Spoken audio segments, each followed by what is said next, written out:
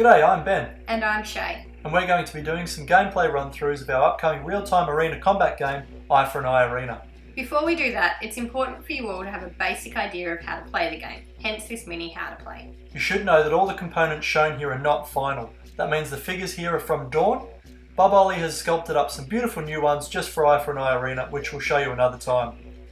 Eye for an Eye Arena takes place in real time, so there aren't any turns. No I go you go system in this at the slightest. It is the quick and the dead, real time all the time. A soundtrack plays in the background which acts as a timer, although a less thematic phone timer also works just fine. Players control one character through each match. This is done by calling out available actions, for example moving, attacks, defense and healing. Dice are continually rolled. After each roll, you can allocate any of those dice to the matching action on your player board or cards. You cannot save any between rolls. The dice either get placed or re-rolled. Each spot needs to have a number of dice allocated to them to be resolved. Once dice are allocated, they are locked there until you either spend them through calling an action or if you pull them off to be re-rolled. Here is a player board. It has several spaces for different actions. For example, attack, special, move, heal, and defense.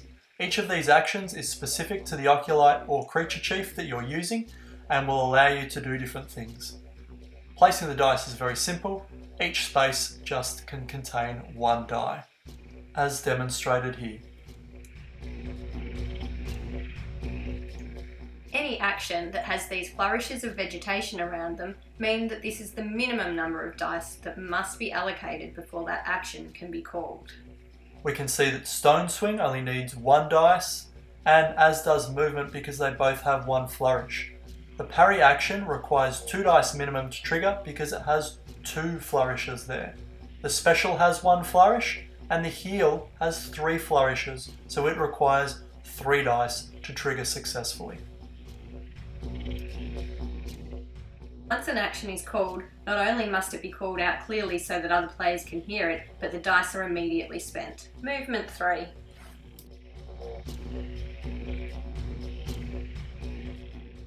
You don't have to use all the dice you have allocated for an action. In this example, I have 4 dice on movement, but only want to move 2 spaces. I could call out movement 2 and then spend just the 2 dice, saving the rest for later. For attacks and defensive actions, your facing is very important. Each character can see and react to the front 3 spaces here, here and here of each character. You cannot attack or defend against characters in the rear 3 hexes, here, here and here, unless a special ability allows you to do so. Let's look at an example of a combat action. This Pilatus character is attacking the Florist character. It must call out the name of its attack. In this case, it is Spear Thrust, and the number of dice it is spending for it. If it was spending 3 dice, it would call out Spear Thrust 3 and indicate who they are attacking by either pointing or, once you know the game, using their name. The player attacked can then, if the attacker is in the correct facing, defend some of those hits by calling out their defensive action.